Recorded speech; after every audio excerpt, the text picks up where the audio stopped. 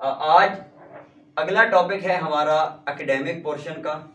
ठीक है, उसके अंदर एकेडमिक पोर्शन में जो मैथ्स के क्वेश्चन आते हैं उनको थोड़ा सा आज हम छेड़ेंगे, उनको थोड़ा सा डिस्कस करेंगे। उसमें एक क्वेश्चन, तकरीबन 2-3 क्वेश्चन इसके रिलेटेड आते हैं, वो है क्वाड्रेटिक क्वेश्चन के। ठीक है, वो आपसे पूछ लेता है कि इसका क्वाड्रेंट फाइंड आउट करें, 2 पॉइंट दे देगा। या फिर आज हम डिस्कस करेंगे कि मिड पॉइंट किस तरह फाइंड आउट करते हैं। मिड पॉइंट वाला भी क्वेश्चन आते हैं, ठीक है, और मिड पॉइंट के साथ आपके पास क्वाड्रेंट फाइंड आउट करने के क्वेश्चन भी आते हैं कि क्वाड्रेंट भी फाइंड आउट करें या मिड पॉइंट फाइंड आउट करें। ये तकरीबन इसके 3 से 4-5 क्वेश्चन आ जाते हैं। आ रही है समझ दोनों को मिला के? अच्छा, अब क्या है हमारे पास बेटा, आप लोग 10th क्लास से पढ़ रहे हैं, ये जो छोटे बच्चे हैं उनको भी इस चीज़ का पता है कि हमारे पास जो डायरेक्शन होती है, डायरेक्शन वो वाली डायरेक्शन नहीं जो हम पहले डिस्कस कर चुके हैं, वो वाली नहीं, ये और डायरेक्शन है। आज हम जब 3 डायमेंशन की बात करते हैं, जब हम डायमेंशन को डिस्कस करते हैं तो हमें पता है कि एक हमारे पास एक्स एक्सिस होती है और एक क्या होती है, वाई एक्सिस होती है। आपको पता है ना? ठीक है, एक्स एक्सिस क्या होती है? जिस तरह हमारे पास कॉपी की लाइन लगी होती है, ठीक है, जिसको हम उफ्की बोलते हैं, इस तरह से वो हमारे पास एक्स एक्सिस है। अब ये लाइन हमारे पास क्या है, एक्स एक्सिस है। और जो हमारे पास वाई एक्सिस होती है वो ऊपर से नीचे इस तरह, अमूदी लाइन उनको बोलते हैं। अमूद बोलते हैं 90 डिग्री के जाविये को। अब ये ऊपर से नीचे है हमारे पास, और इसको हम बोलेंगे ये हमारे पास वाई एक्सिस है। ठीक हो गया? अब ये जो मिड है ना, मिड, इसको हम बोलते हैं ये हमारे पास ओरिजिन है, बुनियाद है इनकी। यहां से हमारे पास एक्स एक्सिस भी स्टार्ट हो रहा है और यहीं से हमारे पास वाई एक्सिस भी स्टार्ट हो रहा है। अब ये जीरो यहां पे आके एक्स भी 0 हो जाता है और यहां पे आके वाई भी 0 हो जाता है। पर हमारे पास पॉजिटिव है वाई एक्सिस। लेकिन जब ये 0 से नीचे आएगा वाई एक्सिस, तो मैंने आपको बताया कि जब भी कोई वैल्यू 0 से नीचे आती है तो वो माइनस में चली जाती है। अब वाई एक्सिस भी हमारे पास क्या हो गया, माइनस में आ गया जी। यहां तक किसी बच्चे को कोई मसला है तो वो पूछे कि ये हमारे पास एक्स एक्सिस है, ये वाई एक्सिस है, ठीक है, ये माइनस एक्स एक्सिस है और ये माइनस वाई एक्सिस है। क्यों है वो मैंने आपको बता दिया कि ये दोनों माइनस क्यों है और ये दोनों प्लस क्यों। ये एक्स वाई एक्स सब समझ आ गया इसका। अब क्वेश्चन किस तरह से आता है, ठीक है, एक बात जहन में रख लें, पहले मेरी बात एक सुने। ये 2 लाइनें हैं, ठीक है, अगर कोई पॉइंट यहां पे आता है, अब यहां पे देखें तो हमारे पास x पॉजिटिव है और y भी क्या है, पॉजिटिव है, इन दोनों के बिटवीन, ठीक है ना। इसके इधर y है और इधर क्या है, x है। ये दोनों, इसके बिटवीन जो भी पॉइंट आएगा वो लाजमी सी बात है पॉजिटिव होगा। अब यहां पे अगर आ जाए, इधर y पॉजिटिव है और x नेगेटिव है, इसका मतलब है कि इधर एक हमारे पास पॉजिटिव आएगा और एक क्या आएगा, नेगेटिव आएगा। एक्स एक्सिस हमारे पास नेगेटिव होगा और वाई एक्सिस क्या होगा, पॉजिटिव होगा। अगर यहाँ पे आ जाएं तो इधर एक्स भी नेगेटिव है और वाई भी नेगेटिव है, ठीक है। और अगर यहाँ पे आ जाएं तो इधर मेरा पुत्र वाई नेगेटिव है और एक्स क्या है, पॉजिटिव है। अब क्वेश्चन किस तरह से आता है बेटा, जब क्वेश्चन लिखा जाता है ना, इस तरह से वो क्वेश्चन देता है 2.3। एक बात मेरी कान खोल कर सुन लें, जब इस तरह से ब्रैकेट के अंदर 2 वैल्यू लिखी हुई हों तो जो पहले नंबर पे लिखी जाती है वो हमेशा एक्स एक्सिस की वैल्यू होती है और जो दूसरे नंबर पर लिखी जाती है वो हमेशा वाई एक्सिस की वैल्यू है। बात को समझे ज़रा। जब इस तरह ब्रैकेट में 2 वैल्यूज़ को लिखा जाता है, पहले वाली एक्स एक्सिस की वैल्यू होती है और सेकंड वाली किसकी होती है, वाई एक्सिस की। अब बताएं, वो क्वेश्चन इस तरह का दे के कहता है बताएं ये कौन से कोऑर्डिनेट में लाई कर रहे हैं, ठीक है। ये कोऑर्डिनेट नंबर 1 है हमारे पास, ये कोऑर्डिनेट नंबर 2 है, ये कोऑर्डिनेट नंबर 3 है और ये क्वाड्रेंट नंबर 4 है। इस तरह से इनको नंबर दिए जाते हैं और वो पूछता है कि ये दोनों वैल्यू किस क्वाड्रेंट में लाई कर रही है। सिंपल सी बात है, इसमें देखें बेटा x के साथ भी प्लस का साइन है, y के साथ भी प्लस का साइन है, मतलब x एक्सिस भी पॉजिटिव है और y एक्सिस भी पॉजिटिव है। अब बताएं मुझे कौन सा ऐसा क्वाड्रेंट है जिसमें x भी पॉजिटिव है और y भी पॉजिटिव है? First quadrant. तो इसका आंसर आ जाएगा फर्स्ट क्वाड्रेंट। अब वो दूसरा क्वेश्चन किस तरह से देता है, वो कहता है 2 - 3, बताएं ये किस क्वाड्रेंट में लाई कर रहे हैं? इसमें क्या है, इसमें x पॉजिटिव है और y क्या है, नेगेटिव है। अब देखिए कौन सा ऐसा क्वाड्रेंट है जिसमें x पॉजिटिव और y नेगेटिव है? 4 क्वाड्रेंट हो गया, ठीक हो गया। अब वो क्वेश्चन देता है -3 - 4, ये बताएं किस क्वाड्रेंट में है? 3 क्वाड्रेंट में हो गया, ठीक हो गया। अब वो क्वेश्चन देता है -5 और 3, ये बताएं। कोई मसला इस किस्म के क्वेश्चन में? आपके 3 नंबर पक्के हो चुके, ठीक है। ये क्वेश्चन जिन बच्चों को समझ में आ गई है ना, उनके 3 नंबर पक्के हो चुके, आपको मुबारक हो, ठीक है।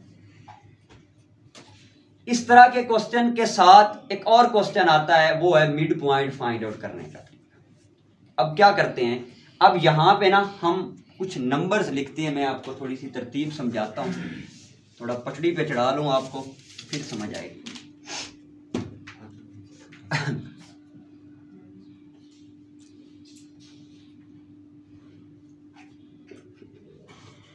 यहाँ पे ना हम इनको कुछ नंबर्स देते हैं,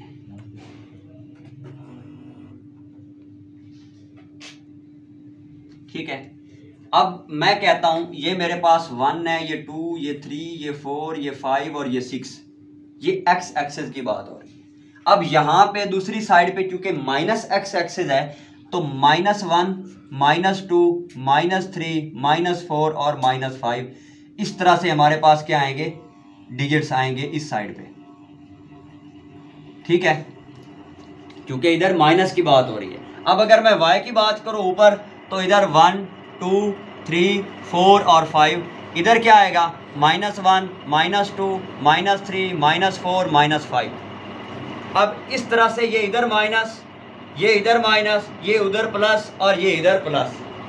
अब जब हमारे पास क्वेश्चन आया कि -2 और 3 का क्वाड्रेंट फाइंड आउट करें, तो हमने बताया कि कौन सा क्वाड्रेंट बन रहा है, ये जिसमें x नेगेटिव और y पॉजिटिव हो, सेकंड क्वाड्रेंट है। हमें ये पता चल गया कि ये जो 2 नंबर हैं ये सेकंड क्वाड्रेंट में आएंगे।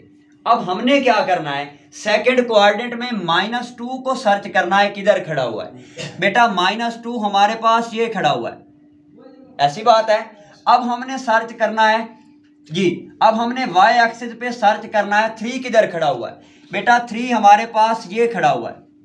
हमने क्या करना है, इधर से एक सीधी लाइन खींचनी है और इधर से भी एक सीधी लाइन, और दरमियान में हमने इधर एक पॉइंट लगा देना है और बता देना है कि ये पॉइंट जहां पे मौजूद है।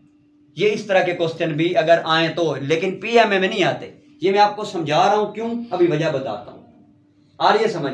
एक उसने पॉइंट दे दिया कि इस तरह से और इस तरह से हमने x एक्सिस को भी फाइंड आउट किया, y एक्सिस को भी, और उन दोनों को आपस में मिला के हमने कह दिया कि ये एक इधर पॉइंट बन रहा है। अब एक दूसरी वैल्यू देता है, दूसरी वैल्यू में वो कहता है -3 और दोनों के साथ माइनस लगा के वो 4 दे देता है। अब बताएं ये x एक्सिस है और ये क्या है, y एक्सिस, दोनों माइनस के हैं, कौन से क्वाड्रेंट में होंगे, क्वाड्रेंट नंबर 3 में या 4 में? 3 में होंगे बेटा 4 पॉजिटिव है, ठीक है ना, 3 में होंगे। अच्छा, अब 3 में हमारे पास -3 इधर खड़ा हुआ है x एक्सिस, ठीक है, हमने -3 को इधर निशान लगा लिया। -4 हमारे पास ये खड़ा हुआ है, हमने इधर से एक लाइन लगाई और इधर से लाइन लगाई, ये दोनों अब इस पॉइंट पे मिल रहे हैं, ठीक है। हमें पता चल गया कि -3 और -4 वाला पॉइंट किस क्वाड्रेंट में लाई कर रहा है, 3 क्वाड्रेंट में लाई कर रहा है। अब अगर मैं इन दोनों पॉइंट्स को आपस में मिला दूं तो ये मेरे पास एक लाइन बन गई है, ठीक है। एक ख़त बन गया है, एक एरो बन गया है, ऐसी बात है। अब वो कहता है कि इस लाइन, इस ख़त का मिड पॉइंट फाइंड आउट करें कि इसके दरमियान किधर मौजूद है। वो कहता है कि इसका दरमियान फाइंड आउट करें कि इसका मिड किस जगह पे बन रहा है। ये इस तरह से भी क्वेश्चन -4 और 2 क्वेश्चन इस तरह से आता है, कहता है कि इस लाइन का मिड पॉइंट फाइंड आउट करें। क्या करें? इस लाइन का मिड पॉइंट फाइंड आउट करना है। हमने कैसे करना? बेटा मैंने अभी आपको बताया कि जब इस तरह से वैल्यू लिखी जाती है तो पहले नंबर पे कौन सी होती है? x एक्सिस, और दूसरे नंबर वाली y एक्सिस। ये वाली क्या होगी? x एक्सिस, और ये वाली क्या होगी? y axis.